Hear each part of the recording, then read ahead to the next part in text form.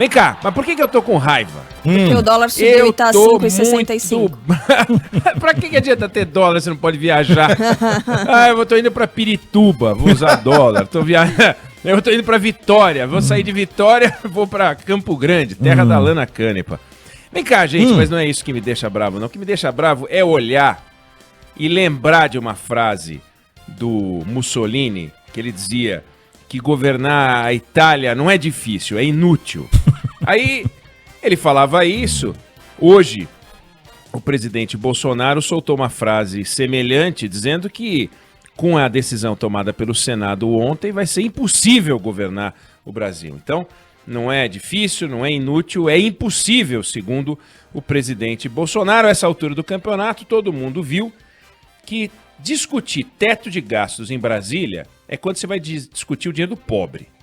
Porque quando não é para discutir o dinheiro do pobre, não é teto de gastos, é teta dos gastos. Teta dos gastos. É outra lei. Tem a lei do teto, tem a lei da teta. Teta da vaca. Aquela vaca cheia de leite.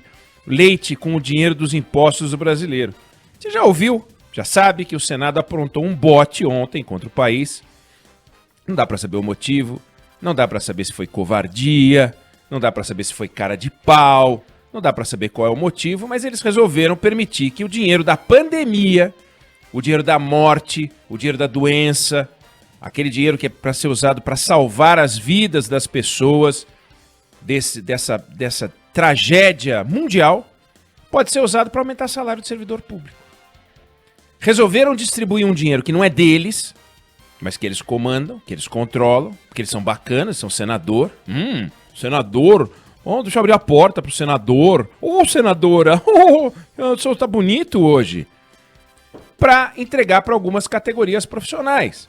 Tem dois tipos de brasileiros na pandemia. Tem aquele que pode ser demitido e aquele que não pode ser demitido. Desculpa, é assim que funciona o mundo hoje. Tem aquele que engrossa a fila do desemprego e aquele que lê sobre o desemprego, mas não sabe muito bem o que é isso. O cara que trabalha na informalidade está se virando, ganha um pedaço do que ganhava antes, ganha nada, tá pedindo favor, e aquele camarada que recebe todo mês, direitinho, ganha o dobro do que ganha um igual na iniciativa privada. Quem é que precisa de proteção na pandemia? O funcionário público? Ou aquele desassistido da iniciativa privada que só fica com a iniciativa porque não tem mais nada para fazer, quer fazer, não tem espaço. Os estádios não têm jogo de futebol, as universidades não têm aula, o comércio está tentando se recuperar, a indústria está tentando se recuperar, a atividade econômica, a taxa de desemprego nas alturas, o auxílio emergencial acabando, tendo que fazer conta aí para ver se dá para juntar mais algum para reforçar o caixa até o final do ano, para dar uma assistência para as pessoas em dificuldade. E vem o Senado e resolve derrubar um veto do presidente da República que permitia o reajuste salarial com o dinheiro da pandemia.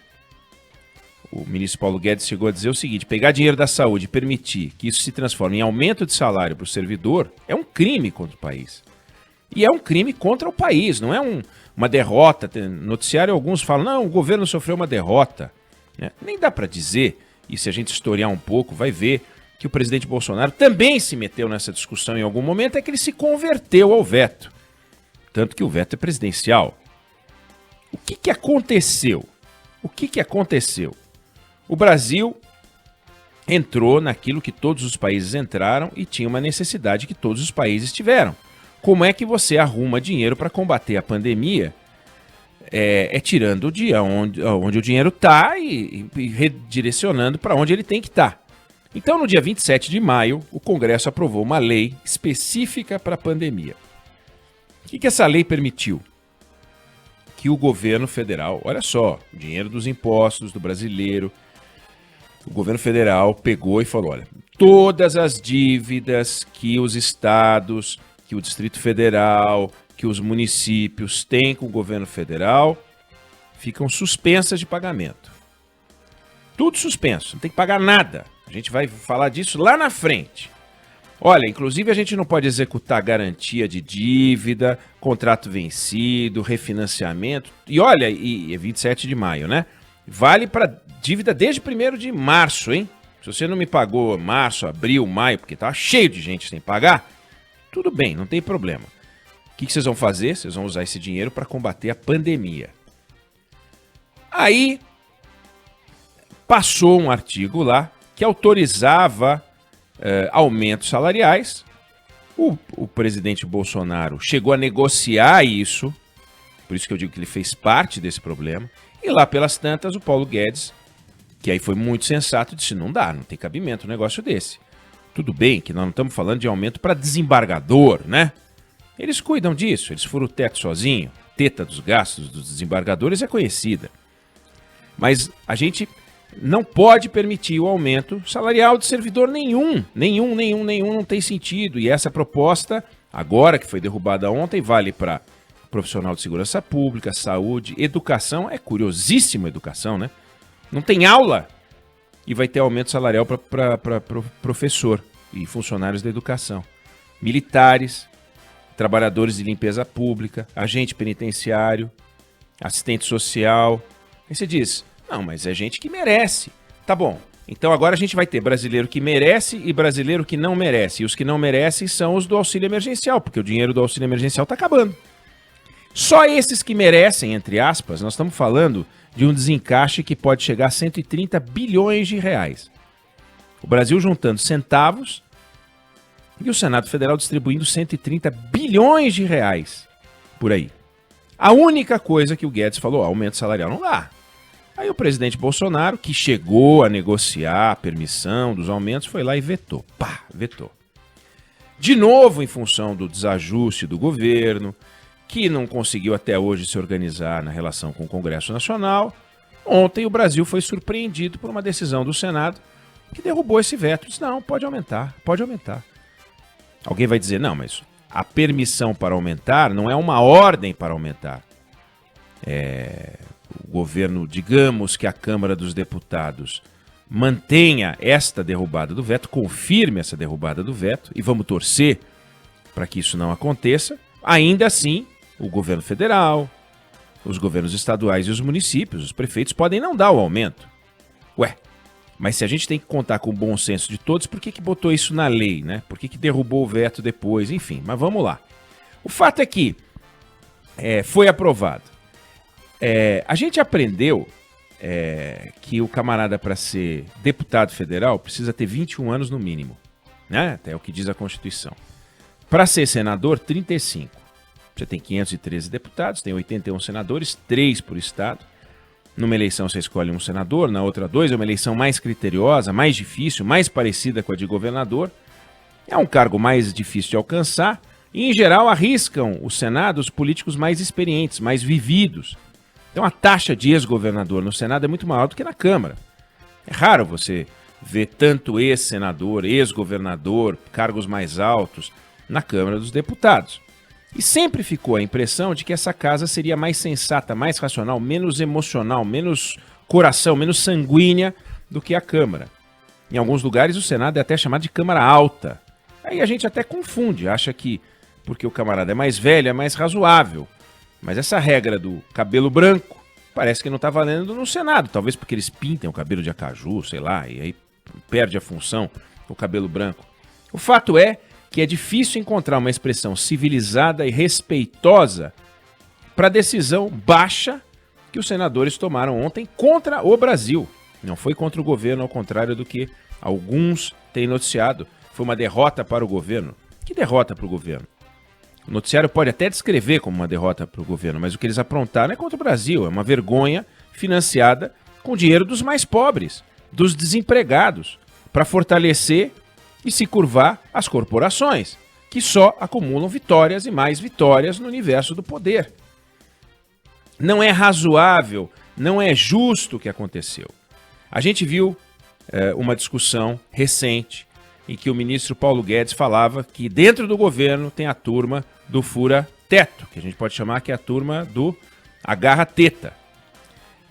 A turma quer furar o teto para poder desembolsar dinheiro que não pertence a essas pessoas, dinheiro dos impostos.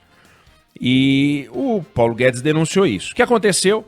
Uma reunião em que o presidente da República, o presidente da Câmara, o presidente do Senado ao final foram à imprensa para dar uma declaração de compromisso com o teto, de compromisso com a responsabilidade fiscal. É que eles estavam de máscara. Então a gente não sabe se riam, se falavam sério, mas aparentemente falavam sério.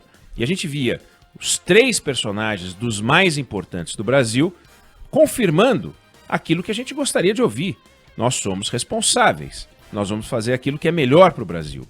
E, de repente, na primeira oportunidade que tiveram, um deles lá, que é o Davi Alcolumbre, a casa que ele preside, apronta uma palhaçada dessas. E agarra um dinheiro que eles não têm para distribuir a quem já tem, tirando de quem definitivamente não tem, que é a turma que paga imposto no Brasil, os mais pobres, os desassistidos. Vivem todos falando em nome dos mais pobres e na hora em que puderam dar um bote, agarraram esse dinheiro e distribuíram. E agora a bola está com a Câmara dos Deputados. A Câmara dos Deputados tem um compromisso com o Brasil. Pode reafirmar o compromisso que o Senado demonstrou ter com as corporações, com alguns vexames, né? Senador Major Olímpio, né, que defende um Brasil mais justo, dizendo que em todos os países do mundo quem está na guerra é condecorado. Quem está na guerra é condecorado recebe medalha, não recebe um saco de dinheiro. Né? A senadora Daniela Ribeiro, da Paraíba, esses profissionais não podem trabalhar remotamente, eles têm que se expor, têm que ter sua proteção garantida. Eles têm a proteção garantida, eles têm salário, eles recebem salário. As curvas de desemprego aumentando por causa da pandemia e vem os senadores fazer demagogia. Que feio, Major. Que feio, Major. O estado mais rico do país. O senhor que se elegeu dizendo que ia transformar o Brasil. Transformar o Brasil no quê ao fazer uma coisa dessa? Um vexame de vários senadores com discursinhos mequetrefes. E agora vai para a Câmara dos Deputados. É comum, e é desejável que se repita, que às vezes uma casa faz uma demagogia e a outra conserta a demagogia. Pode ser que isso aconteça agora nesse episódio, e é bom que aconteça agora nesse episódio. A declaração do presidente da República assusta. Ele disse que vai ser impossível governar o Brasil se a decisão não for revertida. Relembro, né, o que eu acabei de dizer, que ele participou desse processo na largada, porque ele autorizou o líder da Câmara a articular, o então líder, Vitor Hugo, a articular uma brecha para proteger algumas corporações do congelamento salarial. O que há de tão errado no congelamento salarial? Quantas vezes não congelaram os salários das pessoas na iniciativa privada, nos pacotes, né, para tentar conter a economia? Mas por que essa proteção ao servidor público de maneira tão descarada? O servidor público ganha o dobro em média do que ganha o par na iniciativa privada. Isso vale em várias áreas. Não é porque a pessoa trabalha numa área nobre, e todos no serviço público, a maior parte dos funcionários trabalha em área nobre. Afinal, chama-se serviço público, né? Não tem uma boate do governo. O governo não tem uma boate que você fala, não, os funcionários, os garçons da boate do governo, né? Os DJs, não tem DJ no governo federal. É óbvio que não tem DJ, embora seja importante a figura do DJ, mas não existe o DJ no governo federal. O dançarino de rap, não tem. O que tem no governo federal é serviço público de interesse da coletividade. Então são trabalhadores da educação, da saúde, da segurança, né? Áreas importantes do Estado, Receita Federal, Polícia Federal, policiais civis, policiais militares, militares das Forças Armadas, são todos importantes. É para isso que serve o Estado. Mas esses, ao longo do tempo, foram se protegendo com a ajuda do Congresso Nacional e chegaram numa situação em que, se no passado ganhavam menos do que os iguais na iniciativa privada, o jogo virou. E eles souberam fazer o jogo virar. Só que agora o jogo virou, tudo que o governo, no caso o ministro Paulo Guedes, pediu é segura por um ano, segura até o final de 2021. Em 2022 a gente fala de reajuste. Ninguém vai morrer de fome.